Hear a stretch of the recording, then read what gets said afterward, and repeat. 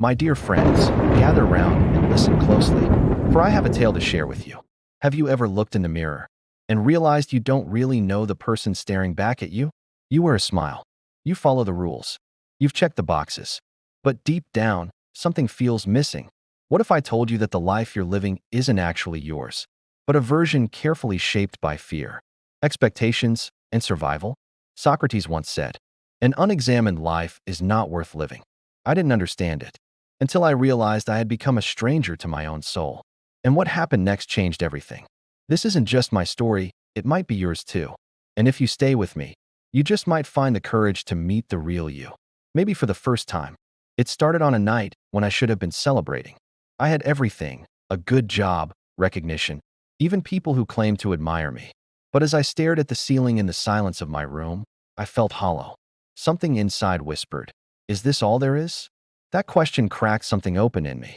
For the first time, I looked past the surface of my life and realized I was performing, not living. That night, I began asking myself questions I had spent years avoiding. Why do I do what I do? Who am I without titles or applause? That was the beginning of my journey inward. All my life, I wore a mask built from what others expected, what culture rewarded, what kept me safe. I didn't even know it was a mask until I started to examine myself. I realized I wasn't living my truth. I was living someone else's idea of success.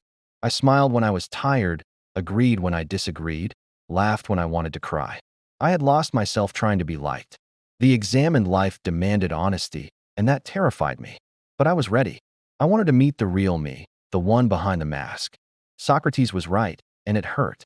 When I first heard an unexamined life is not worth living, it sounded poetic, but distant. Now it felt like a personal truth. I had gone too long without looking inward, without asking hard questions. I was surviving, not living. That realization hurt, deeply. But pain has a purpose when it leads to truth. I finally understood that if I didn't examine my life, someone else would shape it for me. And that wasn't a life worth having. I chose the pain of self-awareness over the comfort of denial. That was the beginning of freedom. I told myself I was happy, that I had no regrets, that I was doing what I loved. But when I started to examine those beliefs, I saw they were lies I crafted for comfort. The truth? I was afraid. Afraid to admit I was unfulfilled. Afraid to disappoint others. Afraid to start over. The examined life forced me to confront those fears, not bury them. I stopped pretending. I started writing my thoughts, journaling my confessions. And the more I wrote, the clearer I became. Truth is messy, but it's healing. And it's the only path to real peace. I began to sit in silence, 5 minutes at first, then 10. No distractions, no noise. Just me, my breath, and my thoughts. At first, it was uncomfortable. But slowly, silence became my mirror. It showed me what I'd been avoiding: old wounds, childhood fears, limiting beliefs. And it also revealed forgotten dreams and hidden strengths. The examined life lives in silence. It lives in the quiet moments when we dare to listen to our soul. Silence didn't just show me who I was. It reminded me of who I was meant to be. The deeper I examined my life, the more I uncovered wounds I had buried. Not because I was weak, but because I didn't know how to face them. Pain from rejection, failure, loss. These wounds had silently shaped my choices, made me cautious, defensive, and sometimes small. But instead of running, I sat with the pain. I forgave myself. I forgave others.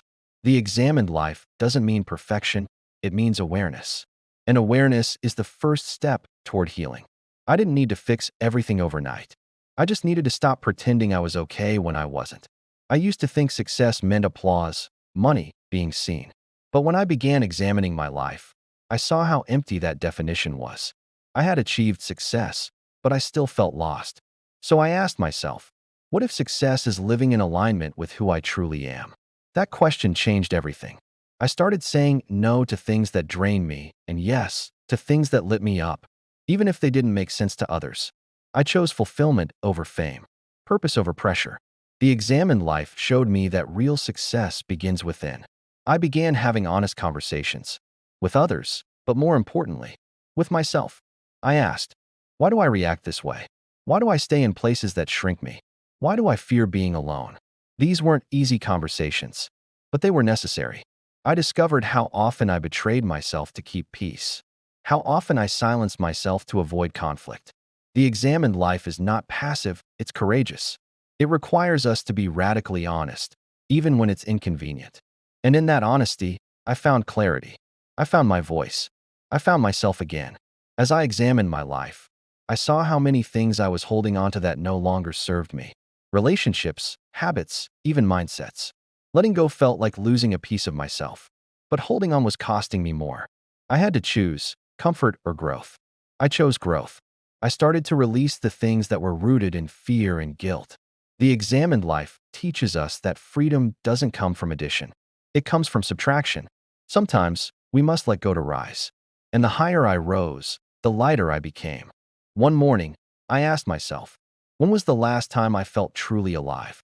The answer took me back to my childhood, to a time when I dreamed freely, loved openly, and laughed without apology. That child was still in me, just buried under years of survival. So I began to reconnect. I painted, danced, took long walks, asked, why like a curious kid again. The examined life brings us back to our essence, back to wonder, back to joy. I didn't just rediscover myself, I rediscovered my light. And I promised never to dim it again. There's a high price for not knowing who you are. I paid that price in burnout, bad relationships, anxiety, and nights where I felt like a stranger in my own life. When I didn't know myself, I allowed others to define me. I followed paths that looked good but felt wrong. I agreed to things my soul silently rejected. That's the danger of an unexamined life. You live a version of yourself designed by fear or influence. But when I started truly knowing myself, I stopped living by accident. I began living by intention, and that changed everything. Examining your life isn't always inspiring. Sometimes it's uncomfortable. I had to sit with truths I didn't like, realizations that I hurt people, that I settled, that I had more power than I admitted. But discomfort is a sign of growth. Like sore muscles after a good workout, emotional discomfort means you're stretching. I stopped running from it. I leaned in. I asked, what is this pain trying to teach me? And over time, I learned that the life I wanted was on the other side of the discomfort I had avoided. So I kept going. As I examined myself, something surprising happened. Some people around me began to change too. Some grew with me. Others grew distant. I used to be afraid of losing people, but I realized I was more afraid of losing myself to keep them. Growth can be lonely. Not everyone will understand your journey inward, but that's okay. I started attracting people who saw me, not my mask, not my performance. The examined life revealed who was for me and who was only for who I pretended to be. And that truth, it set me free. For years, I was addicted to perfection. Every move calculated, every word rehearsed. But perfection is a prison. It kept me from starting, from being vulnerable, from growing. Through self-examination, I saw that what I needed wasn't to be flawless, it was to be real. I stopped asking, how do I look? And started asking, why do I care? I let go of the need to impress. I embraced progress, not perfection. Purpose, not performance. And slowly, I began showing up as the version of me that didn't need to be perfect. Just present, just honest, just human. Examining my life helped me see how often I said yes out of guilt or fear. I was overcommit, overwhelmed, and secretly resentful. But I didn't know how to say no. Until one day, I asked myself, what would it feel like to honor my own limits? I tried it. I said no without explaining. At first, it felt selfish, but soon, it felt like self-respect. The examined life taught me that every yes to someone else is a no to something in me. I stopped being everyone's savior and started being my own protector. And peace followed. I used to live by borrowed values, things passed down by family, culture, religion, or media. But when I started examining my life, I realized I didn't know what I stood for. So I made a list. What do I believe? What do I want to be remembered for? What will I no longer compromise? That list became my compass. When life gets confusing, I return to it. The examined life is not about knowing everything. It's about knowing what matters to you. Because if you don't define your values, the world will define them for you. I used to tell myself, this is just who I am. But that wasn't truth, it was resignation. Through examining my life, I realized my story wasn't set in stone. I could rewrite the narrative. I wasn't too late. I wasn't not good enough. I wasn't broken. Those were old scripts written by fear and pain. So I grabbed the pen. I changed the plot. I gave myself permission to become someone new, someone honest, someone whole. The Examined life reminded me, you are not your past. You are the author, and your next chapter starts now. One of the hardest parts of self-examination is facing your regrets. I saw all the times I hurt others, let fear lead, betrayed my own voice.